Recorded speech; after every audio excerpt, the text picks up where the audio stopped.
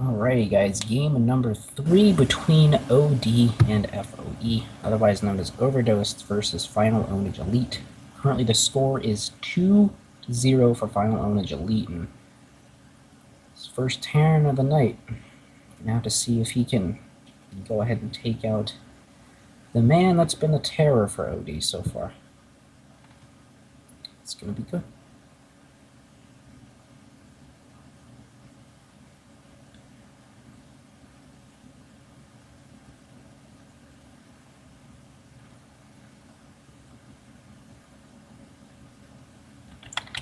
Alrighty guys, we are in the game, and up here in the top right side of the map, Yansu, the man who's been the terror tonight for OD. He's just been crushing every Protoss player OD's been sending out. I just want to go ahead and said that because I didn't want you to think he was playing for OD. He's in fact playing for Final Ownage Elite, the Green Zerg, who once again have the returning champion, Taijie. Down here in the bottom left side, the newest challenger into the arena for Overdosed. Going to go ahead and see if he can take out the Terror Zerg. Red Terran for OD, or Overdosed. It's Spongehead.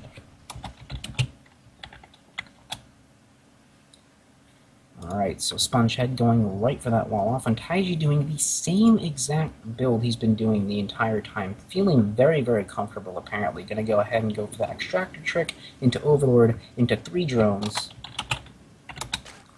So, I like that from Taijie. He's clearly feeling very confident with this build and feeling very polished and feels like he can take on anybody with this build. Now Spongehead going to go ahead and go for that 12 Reaper expand. So Spongehead going to look to get in here, look to see exactly what Taijie is doing, maybe kill a drone or 2 if he's lucky and Taijie isn't quite paying attention. 15 hatch going down for Taijie. Of course this isn't a ZVP, so a 15 hatch is the best option in ZVT from the Zerg point of view. Alright, well, now the big question is how many Reapers does Spongehead make? Does he go for 1, just to be a little bit more conservative to get that reactor and perhaps the factory down a little bit quicker, just go for the scouting information?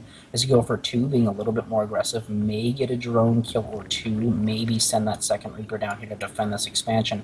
Or is he going to go the aggressive route and get 3 Reapers? That way they can really start to pick away at those queens, and that's really the big question in my mind right now. We got that pool and the gas coming down now for Taijie, so not going to play it greedy, not going to play gasless, as some Zergs have opted to do nowadays. Just going to go ahead and play a little bit safer with that gas. Got 1 Reaper queued up, does have enough for a second one if he wishes, and the expansion can come down now for Spongehead, so Spongehead's looking good. He's looking good. No second Reaper. There's that second Reaper. Alright, so he's playing a little bit more aggressive. May go ahead and rally this down for defense. May rally it across the map with this other Reaper to be a little bit more aggressive to really force Taijie to stay at home with these lings and not actually come all the way across to his side of the map. So Spongehead is going to go ahead and move in with this Reaper now, and Taijie's queens aren't quite done, so Taijie's going to go ahead and have to micro his drones really well here until these queens are out. 1 drone being targeted will not die. Nice save there by Taijie. Go ahead and go and throw that guy in the extractor there.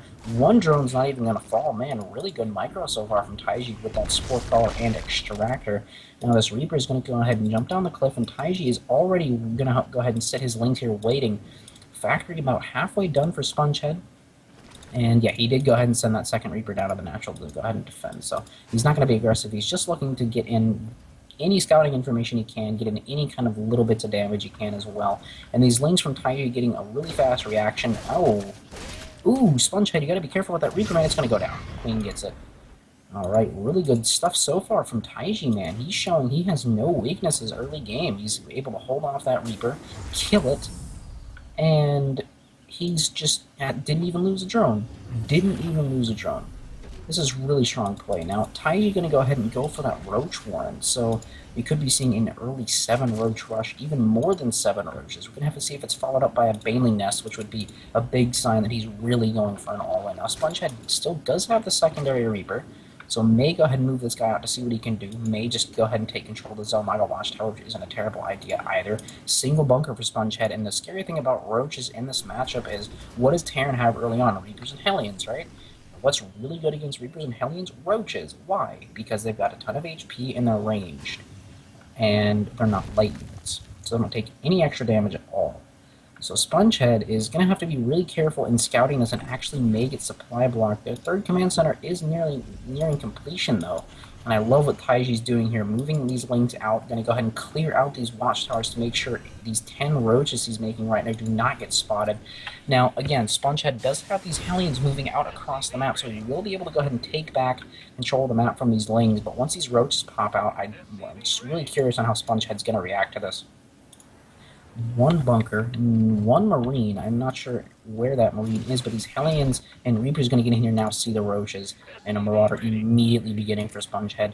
2 Widow Mines being started immediately as well, so he knows he's got to make something happen. A wall off going to go ahead and be started, but there's already 10 roaches on the map. I don't know how Spongehead's really going to be able to hold something like this early on with only a Reaper and 3 Hellions.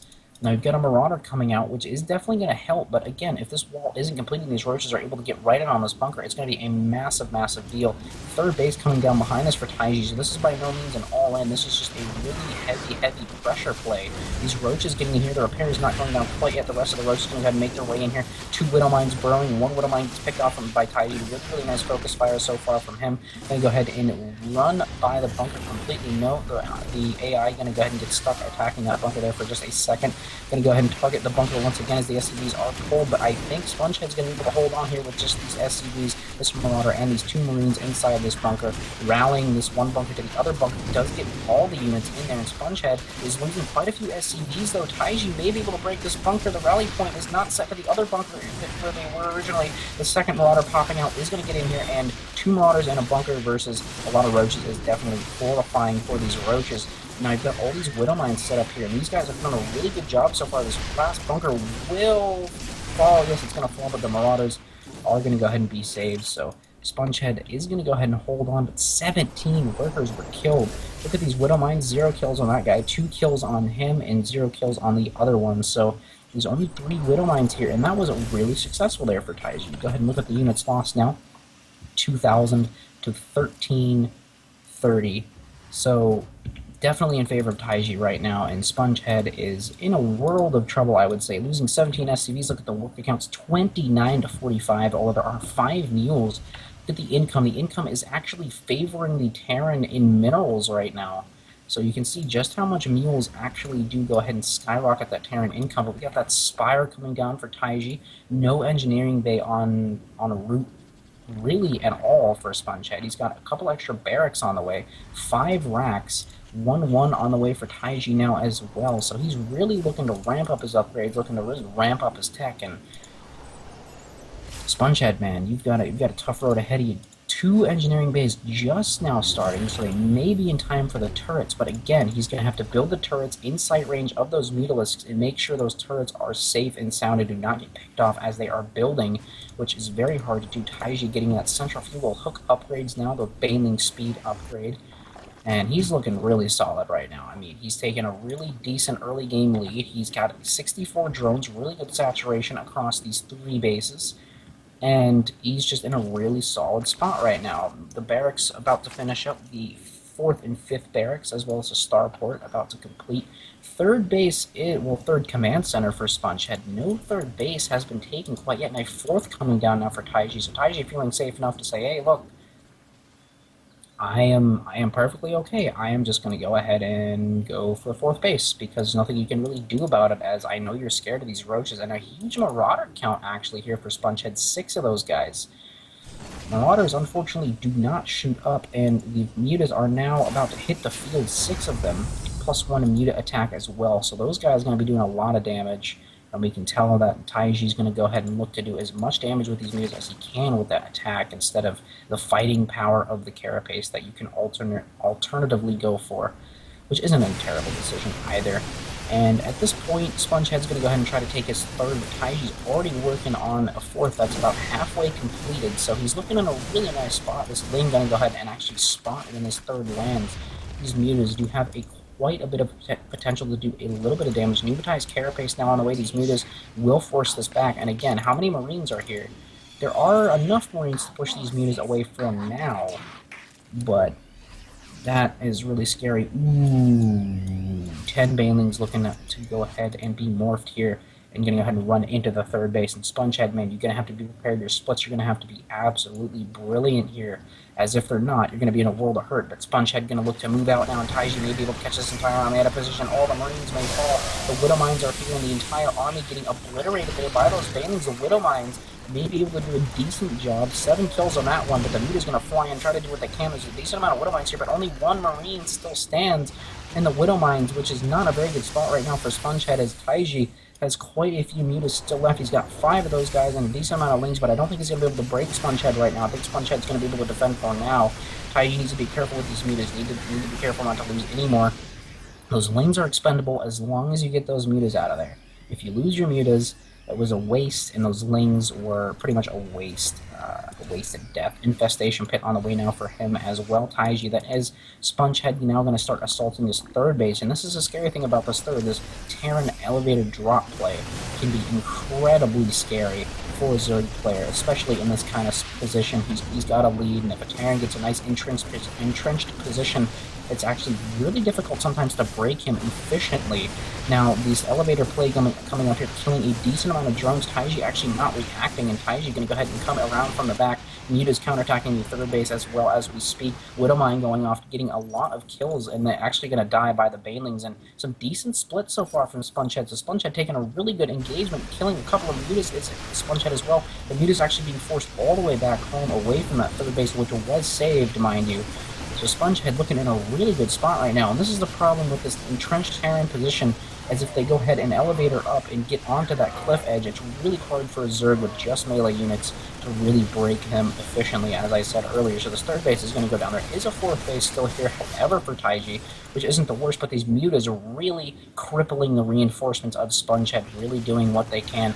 Lings popping out now, and Spongehead, I think, may have... Ooh, these Minovacs could get caught as well. I think they should be able to get out of there, and looks like Spongehead going to regroup his army and may go for another attack or may go home. The Hive is on the way now for Taijie, but Taijie really doesn't have a lot of gas in the bank, so an Ultra transition right now is going to be really, really tough for him with the limited amount of gas he's got. Look at the upgrades for him. He's on 1-1, and Spongehead's working on 2-2. He's going to take an upgrade disadvantage, which is really, really scary. I mean, yes, you have Banelings, but at the end of the day, a Terran on 2-2 versus Zerglings that are only 1-1 is not a very good sight for you indeed. And you've got that fourth base, or technically fifth base now coming down for Taijie. We'll go ahead and call it the fourth for the time being. Now these Mutas are going to go ahead and try to make a counterattack. They do have that +1 weapons completed.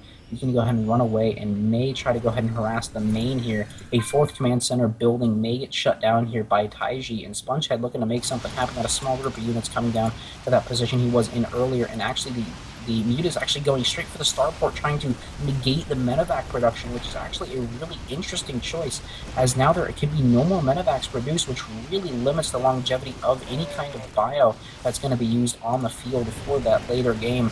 But Spongehead moving across the map now, but Taijie with this Muta counterattack doing a lot of damage.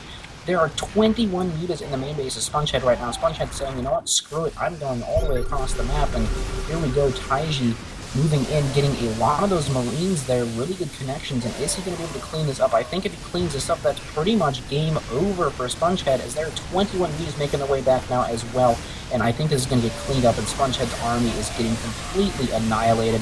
Banelings used inefficiently, however, on the Marauders. I think there are enough Mutas to really ignore these Marines at this point.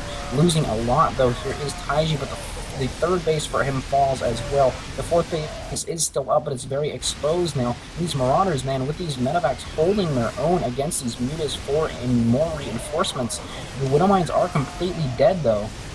One Widowmine may get a good shot off there. No, gets a decent shot, but not the best on a big giant pack of clumped up Mutas. But Taijie just continuously fighting these Marines versus, well, these Marines with these Mutalisks, and yes, killing off all the medevacs. Units lost 13,000 to 10,000, so now back in favor of Spongehead. He's got a ton of Marauders to really soak a bunch of Baneling hits, and a Greater Spire on the way for Taijie now as well. Really doesn't like those Ultras, really favoring the Broodlords, and 2-2 is done now for Spongehead. I think that's really what let him take the big advantage in that fight. At least it seemed like a big advantage. And these Muta's going to go ahead and run over and see if they can actually get a couple more medevacs. Starport is redone, though, unfortunately, so they might be reproduced, and everything being rallied across the field now. The Death Parade as I'm not sure exactly what everybody calls it, but that's always a fun name, the Terran Death Parade, as units just consistently stream all the way across the map. They never stop. They're just constantly rallied. +2 attack now finished for Taijie, but the +2 carapace is still missing, so they're still going to take the maximum amount of damage. Not the maximum, but still going to take a lot of damage. Going to go ahead and take 7 damage per each Marine shot, which is really scary. 10 Corruptors on the way now, and Taijie is looking to go ahead and make that Broodlord transition as he did last game, but with Widow Mines and Marines here on the side of Spongehead, I'm not sure exactly what he's going to be able to do. 4th base now being made into an orbital, and another base, or another command center rather, being set up here, may be able to take this little island and really start making use of those flying Terran buildings and those mules. And Taijie going to go ahead and try to make this mutant counterattack work, but this time there's only 12 instead of that scary, scary count of 21. Let's see what he can do here. He's going to go ahead and move in here. This orbital command going to go ahead and be targeted. 3 Broodlords on the way, and that's pretty much the entire gas bank of Taijie. He's really only got minerals to work with, and Spongehead going to spot this base that has been here for a while. Going to spot this base up here as well, and has a few Marines just sitting down in that old 3rd location that was killed really early on in this game. 5 Broodlords, and again, I think Taijie, I don't think he's got enough. Spongehead on 199 supply with a lot of Widow Mines and a decent Marine count. He's got 56 Marines and 15 Widow Mines. These Widow Mines are going to be very, very scary for these Broodlords. Yes, the Broodlords are able to trigger them with their Broodlings, but if the Widow Mines are able to get under those, that is a good night for those Broodlords, unfortunately. So we're going to have to see just how good of a fight Taijie is able to take. 3 more Broodlords on the way, and actually Spongehead does not see that it's Broodlord, so he might be in for a rude awakening here. This is going to be very, very scary. We're going to have to see just how he reacts. A couple of units down here killing the larvae, as well as 4 medevacs just kind of stuck down there. Now, how engagements, how good are they? The Broodlords now revealing themselves against the army, and now the big question is, how does Spongehead react and go up here, kill this base, leave a couple of who are slowly encroaching on this Terran position, and you can see just how good they are, but no Overseers around. These Widow Mines could get a decent amount of shots off. 1 going off, a second one going off, 1 Broodlord about half health from that Widow Mine. These Broodlings chasing away this Bioforce, and now we can see Spongehead starting that Viking production immediately.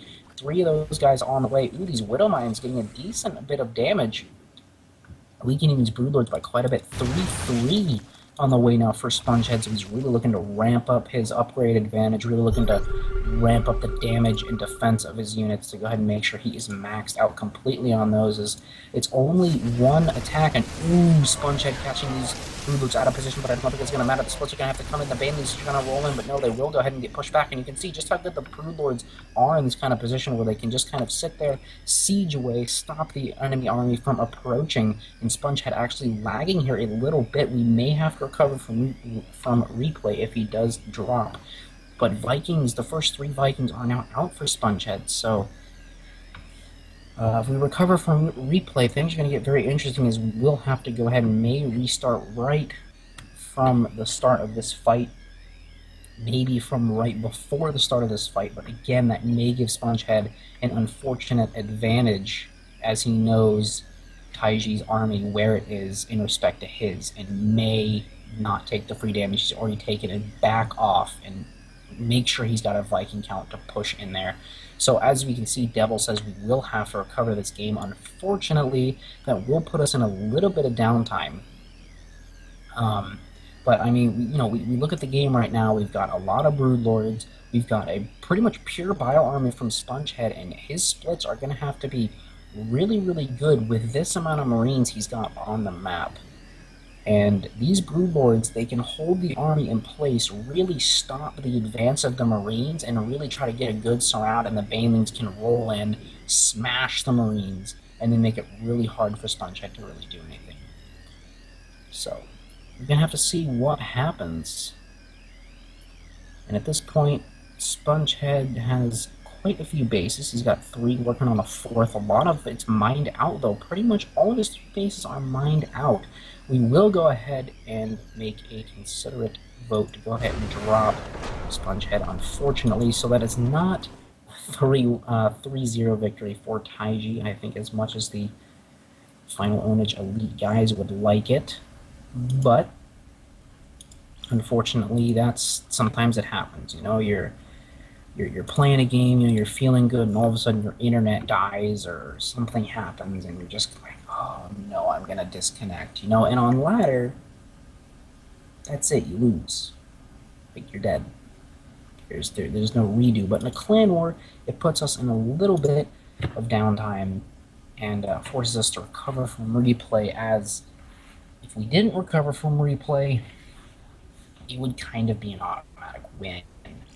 So that's definitely why that features in the game, and we are getting invited to recover the game.